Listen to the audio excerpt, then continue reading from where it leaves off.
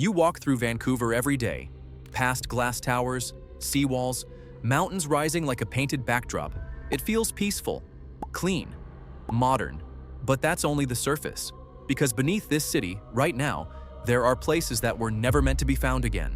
Buried shorelines, sealed tunnels, lost villages, entire pieces of Vancouver that were erased, but not gone. And the strange part? People jog over them, drive over them, live on top of them, without ever knowing what's underneath. Because Vancouver didn't grow in a straight line. It grew in layers, layers of land, layers of history, layers of decisions the city would rather you forget. Tonight, we're uncovering Vancouver's hidden places, the ones the city built over, buried, or quietly stopped talking about. And stay with me, because the final one? You might have walked across it this week without realizing. Number 8. Stanley Park's Lost Village, Hoi Hoi/Brockton Point. Stanley Park isn't just a park. It's a place the city tried to overwrite. You think you know Stanley Park. Joggers, totems, forest trails, ocean views. But hidden inside this forest is something most Vancouverites have never heard of. A village. A real one. Hoi Hoi, later Brockton Point Village. Families lived here. Children grew up here. Canoes lined the beach. Smokehouses filled the air. This wasn't a park, it was a neighborhood. People forget that Stanley Park wasn't created from untouched wilderness. It was shaped, redesigned, rebranded. And the people who lived here? They were pushed out slowly at first, through bylaws, pressure, and restrictions. Then more aggressively. By the time the park became the park, the village was gone. But the land remembers. Walk the trails near Brockton Point and you can feel it. A subtle heaviness, a sense that the ground beneath you once belonged to someone else, someone who didn't choose to leave. And this isn't the only thing the park is hiding, not even close. Number 7. Fort Brockton, the hidden military battery. Deep in the forest, the ground opens into something that shouldn't be there. Walk far enough into the trees and you'll find it. A concrete structure, abandoned, half swallowed by moss and roots. It looks like the entrance to something. Because it is. A forgotten military battery, Fort Brockton, built to defend Vancouver from naval attack. Cannons once sat here. Soldiers trained here. This was a real defensive position, hidden behind the trees, watching the harbor. Now it sits in silence. The walls are cold. The air feels heavier. Every sound echoes just a little too long. Most people walk right past it without realizing what it is, or what it was meant to do. And the strangest part? It's not fenced off, not protected, not explained. It's just there. A relic of a threat that never came. A reminder of a version of Vancouver that prepared for war. And if this forgotten fort feels strange, the next place feels even stranger. Number 6. The abandoned streetcar tunnels. Before the SkyTrain, Vancouver built something most people don't know exists. Long before the modern transit system, Vancouver ran on streetcars. And in the 1930s, the city built tunnels, real tunnels, beneath downtown to keep the system moving. Most people have never heard of them, because when the streetcars shut down, the tunnels weren't repurposed. They were sealed, left in darkness. Imagine standing on a busy downtown street, cars, people, noise everywhere, and directly beneath your feet, a silent corridor stretching into the dark. City workers say the tunnels are unsafe, but some admit something else. They've heard things down there. Footsteps, voices, echoes that don't match the number of people inside. A worker told us he heard slow, deliberate steps behind him. Yet when he looked back, there was no one there. Another said he heard a voice whisper his name. He was alone. These tunnels aren't just abandoned. They feel unfinished, like the city sealed them too quickly, like something was left behind. But these tunnels aren't the only ones Vancouver tried to hide. Some were never meant to be found again. Number 5. The lost Chinatown tunnels. Chinatown wasn't just a neighborhood. It was a maze. In the early 1900s, Chinatown was filled with hidden rooms, alleyways, and underground passages. Some were used for storage, some for safety, some for things the city preferred not to acknowledge. When redevelopment swept through the neighborhood, many tunnels were filled in or blocked off.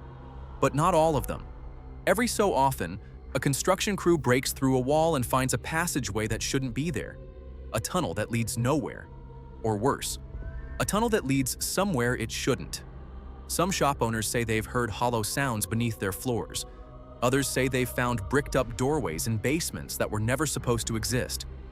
And the strangest stories come from workers who say they felt a breeze, a cold, steady airflow, coming from behind a sealed wall. A wall that shouldn't have anything behind it. And if Chinatown's tunnels feel unsettling, wait until you hear what's beneath Waterfront Station. Number 4. The Waterfront Ghost Level. Thousands of people pass through Waterfront Station every day. None of them know what's below.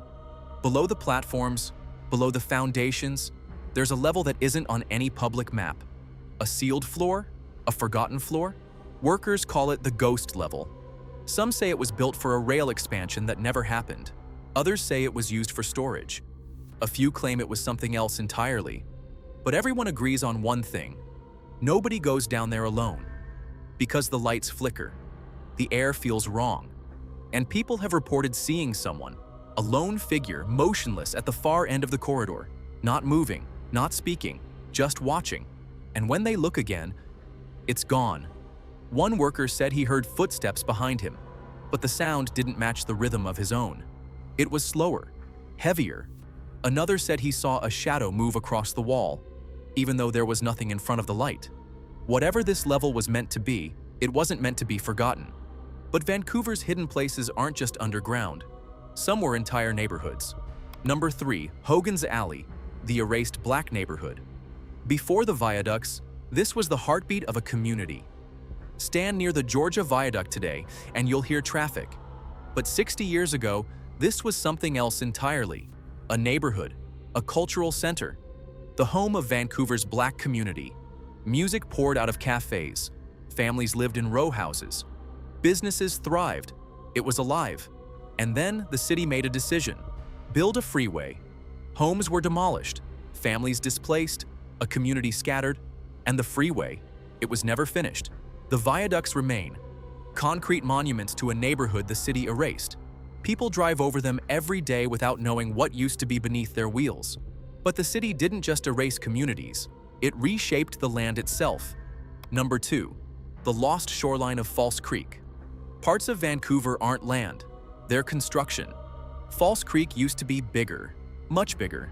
Where Olympic Village stands today, there was once open water, a tidal zone, a shoreline that curved differently. But Vancouver wanted land, so they filled it in. Layer after layer of earth, rock, and industrial waste pushed the shoreline outward. Entire blocks of modern Vancouver sit on manufactured ground. If you walk the streets around Olympic Village, you can still feel it. The subtle slopes, the strange curves, the way the land dips in places that don't match the grid. The city didn't erase the shoreline, it buried it. But the most hidden place in Vancouver isn't a shoreline, it's a village the city tried to erase completely. Number 1, Senwakva, Kitsilano's buried village.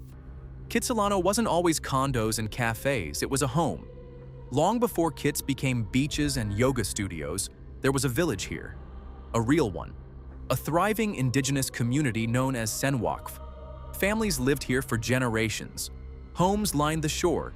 Canoes rested on the beach. And then, in the early 1900s, the city forced the community out. Their land was taken, their homes destroyed, their village erased, but not everything was removed. Some foundations, some artifacts, some traces of the village are still beneath the ground, right under one of the most expensive neighborhoods in Canada. People jog, cycle, and sunbathe on top of a place the city tried to erase. And the deeper you look into Vancouver's history, the more you realize. The city didn't just grow, it layered itself, built over its own past, again and again. Some layers are visible, some are buried, and some are still waiting to be remembered.